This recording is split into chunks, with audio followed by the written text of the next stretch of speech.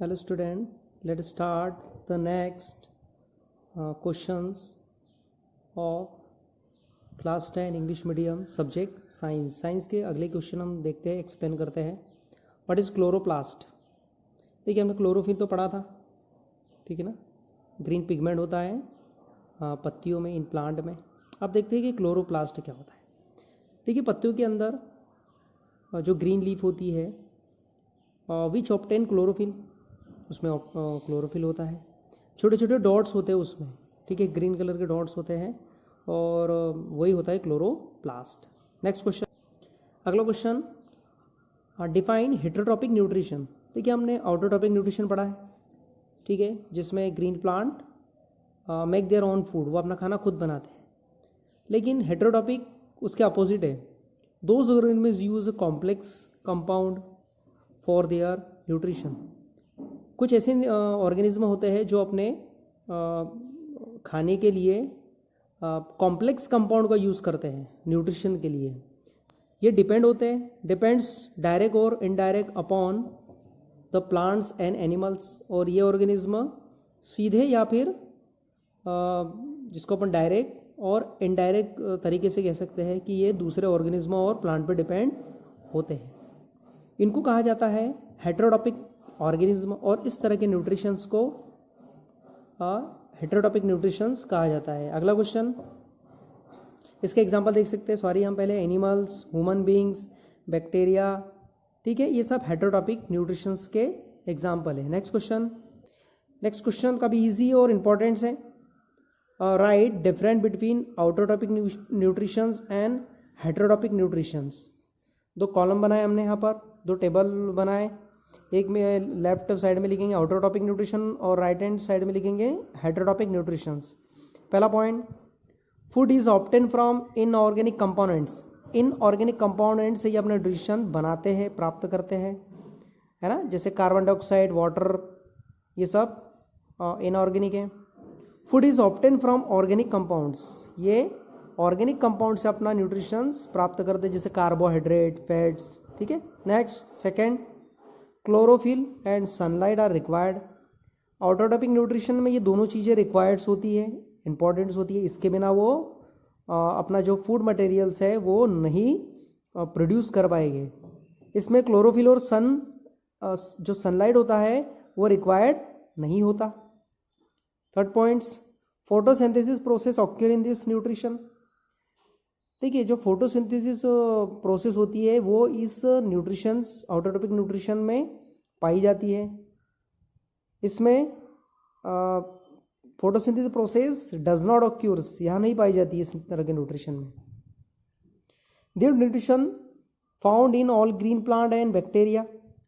देखिए ये वाला न्यूट्रिशन जो होता है वो सभी प्रकार के ग्रीन प्लांट और बैक्टीरिया, जो कि हरे कलर के बैक्टीरियाज होते हैं, उसमें पाई जाती है। This nutrition found in animal, human and insectivorous plant. इस तरह का न्यूट्रिशन एनिमल में, ह्यूमन बींग्स और इंसेक्टिवायरस मतलब जो कीड़ों को खाते हैं ऐसे प्लांट, इसमें ये पाई जाती है। नेक्स्ट क्वेश्चन, चलिए अगला क्वेश्चन देखते हैं हम। Explain the process of nutrition in amoeba. Amoeba में न्यूट्रिशन किस तरह से होता है ये समझाना है अपने को। देखिए सबसे पहले हम अमीबा की बात करते हैं। तो अमीबा जो है वो एक वन सेलुलर ऑर्गेनिज्म है। ये सारे फंक्शन जो होता है वो वन सेल से ही वो परफॉर्म करता है। पढ़ते हैं हम सर, समझाते हैं। Amoeba takes in food using temporary finger like structure. Amoeba क्या करता है, भोजन को एक टेम्परेरी फिंगर बनाता है, वो जो कि उसकी बॉडी होती है उसको फिंगर में कन्वर्ट करता है, फिंगर लाइक स्ट्रक्चर, ठीक है। बॉडी सेल्स ही होते हैं वो, विच फ्यूज ओवर द फूड, और उस फूड के ऊपर वो क्या करता है, वो दोनों फिंगर्स को कैप्चर करता है। Particles forming a food vacuole, जो पार्टिकल्स होते हैं उसको पकड़ के उसको पहुंचाता है वो जो फूड वैक्यूल होते हैं। वैक्यूल का मतलब होता है खाली जगह, ठीक है, वहां पर वो पहुंच जाता है। चलिए फिर उसके बाद में inside the food vacuole complex substance, जो अंदर जैसी वो फूड मटेरियल पहुंचता है तो वहाँ पर जो कॉम्प्लेक्स सबस्टांस होता है, जो कि फूड मटेरियल्स होता है, ये ब्रोकन डाउन हो जाते हैं, ठीक है। और उसके बाद में ये सिंपलर वंस में ये कन्वर्ट हो जाते हैं, सिंपल फूड मटेरियल्स में ये कन्वर्ट हो जाते हैं। उसके बाद this substance diffuse in the cytoplasm, उसके बाद में ये जो सबस्टांस होता है ये फैलने लगता है, पहुँचने लगता है साइटोप्लाज्म में, और जो बचा हुआ जो अनडाइजेस्टेड मटेरियल होता है इज मूव टू सरफेस में मूव हो जाता है। उसी तरह से जैसे ही फूड पार्टिकल्स अंदर गए तो उस तरह से ये जो मटेरियल होता है अनडाइजेस्टेड ये बाहर आ जाते हैं सरफेस पे of the cells and through out.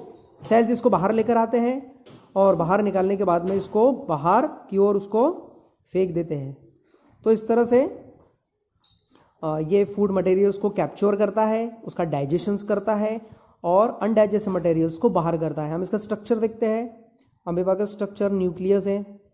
Food particles देख सकते हैं अब यहाँ पर फूड पार्टिकल जो है वो उसको यहाँ पर ये फूड पार्टिकल्स है और दो फिंगर लाइक स्ट्रक्चर बना लिए इन्होंने। आगे इसमें उसने कैप्चर कर लिया है ना। पैसेडोपोडिया मतलब जो फिंगर लाइक स्ट्रक्चर है उसको पैसेडोपोडिया कहा जाता है। उसके बाद अंदर फिर कैप्चर किया फूड वैक्यूल का मतलब होता है खाली जगह। फूड पार्टिकल्स आ गए यहाँ पर और नेक्स्ट वन फूड पार्टिकल्स अंदर चले गया, डाइजेशंस हो गया, ठीक है ना। तो ABCD जो भी है इसके 4 स्टेज बता दिए यहाँ पर न्यूट्रिशन इन अमीबा। नेक्स्ट देखते हैं। नेक्स्ट क्वेश्चन है draw label diagram of cross section of leaf. देखिए जो लीफ है पत्तियाँ है उसका क्रॉस सेक्शन लेना है, काटना है और काटने के बाद में उसके जो मेन पॉइंट्स है उसको डिस्क्राइब करना है। चलिए सबसे पहले हम देखते हैं मिडरिब होता है इसका सबसे मिडिल वाला पार्ट होता है, थिक वाला ये होता है, देख सकते हैं आप सबसे मिडिल बीच वाला जो मोटाई होती है उसको मिडरिब कहा जाता है।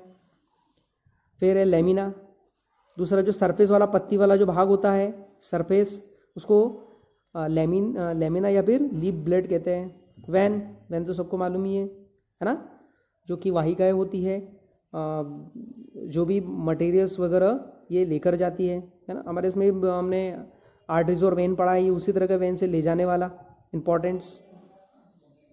फ्लोएम से फूड, ये देखिए फ्लोएम और जाइलम। फ्लोएम से फूड मटेरियल्स जाते हैं और जाइलम से वाटर वगैरह सप्लाई होता है मेन पार्ट्स तक।